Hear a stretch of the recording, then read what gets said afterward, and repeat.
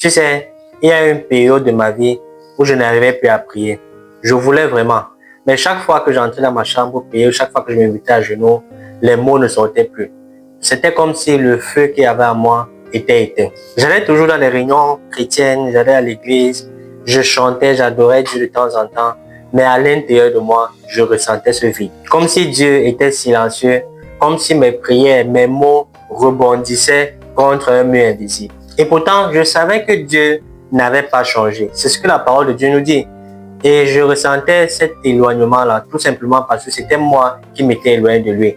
Pas tout d'un coup, mais petit à petit. Une distraction passée, une blessure par là, et sans même m'en rendre compte, ma vie de prière était bloquée. Et un jour, j'ai voulu savoir pourquoi. Pourquoi cette situation?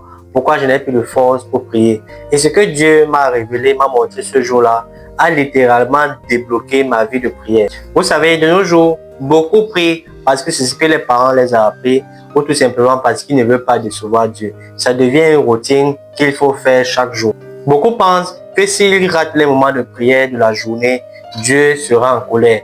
Mais ils oublient que Dieu ne cherche pas une performance, mais il veut une relation sincère. Moi, personnellement, j'ai compris que la prière n'est pas une obligation, mais c'est une invitation. L'invitation d'un Père qui m'aime, qui veut juste passer du temps avec moi. Et le jour que j'ai décidé d'arrêter de prier pour bien faire et prier maintenant pour l'écouter, il y a eu un déclic et ma vie de prière a changé. Quelque chose s'est allumé en moi, sa présence est revenue, pas parce que j'étais parfait, mais tout simplement parce que Dieu a vu que j'étais sincère. La Bible nous fait comprendre dans Jérémie 29, verset 13, vous me chercherez et vous me trouverez si vous me cherchez de tout votre cœur.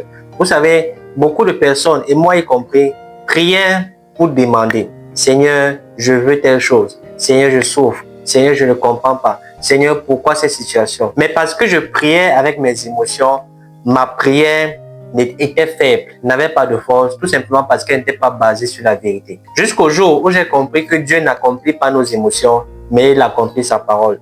Et depuis ce jour, j'ai commencé à prier sur la base de la parole de Dieu. Alors j'ai commencé à prier autrement. Seigneur, tu as dit dans ta parole que par tes maîtresses, nous sommes guéris. C'est pour cette raison que je déclare ta guérison dans ma vie. Seigneur, tu as déclaré que tu nous as donné le pouvoir, l'autorité de marcher sur les serpents, sur les scorpions et sur toute la puissance de l'ennemi. Dans cette situation, Seigneur, je me lève contre toute attaque de l'ennemi, contre toute pensée de l'ennemi qui veut me faire tomber, mais me pousser hors de ta volonté. J'ai ressenti l'autorité de Dieu revenir dans mes prières parce que je ne priais plus selon mes émotions et avec mon cœur, mais je priais conduit par l'esprit. Quand tu pries conformément à la parole de Dieu, selon la parole de Dieu, tu n'es plus en train de supplier Dieu. Tu es en train de déclarer ce qu'il a déjà promis. Et là, ça change tout. Et c'est là que j'ai commencé à voir les réponses de Dieu.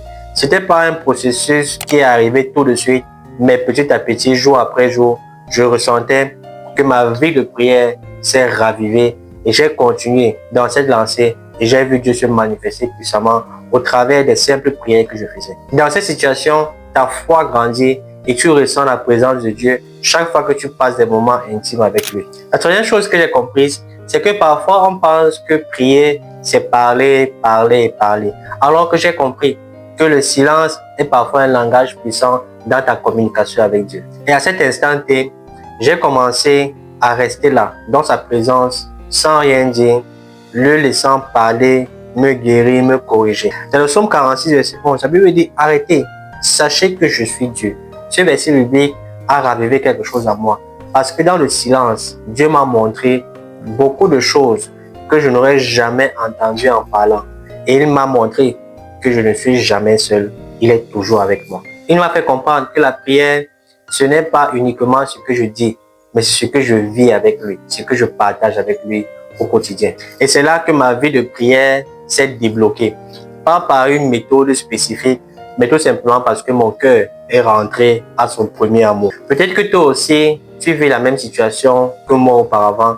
Ta vie de prière s'est éteinte. Tu ne ressens plus cette flamme, cette passion de passer le temps avec Dieu dans la prière. Écoute bien ce que je vais te dire. Dieu n'attend pas que tu sois parfait.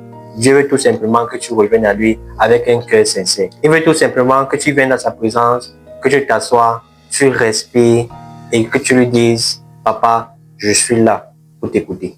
Parce que si cette méthode a fonctionné pour moi, elles peuvent également fonctionner pour toi.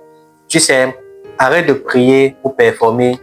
Prie conformément à la parole de Dieu. Appuie-toi sur la parole de Dieu quand tu déclares des paroles. Et parfois, reste dans le silence, parce que c'est dans le silence que Dieu agit et que Dieu te communique sa pensée. Si tu fais ces trois choses, tu verras la main de Dieu. Ton cœur va commencer à aimer, prier à nouveau et tu seras très content, tu seras dans la joie de passer des moments de qualité avec Dieu dans tes moments de prière. Si ce message t'a touché, t'a parlé, ne pars pas sans t'abonner. Parce que sur cette chaîne, nous parlons des choses pratiques qui t'aident à aimer le Seigneur davantage, pas seulement avec les mots, mais également avec le cœur. Partage cette vidéo à quelqu'un qui expérimente des difficultés dans ses moments de prière, dans sa vie de prière. Et dis-moi en commentaire quelle de ces trois choses tu vas commencer à pratiquer aujourd'hui pour te rapprocher de Dieu. À très vite pour une nouvelle vidéo. Et n'oublie jamais, la prière, c'est le souffle de ton âme. Prends bien soin de toi et la paix sur toi. Shalom.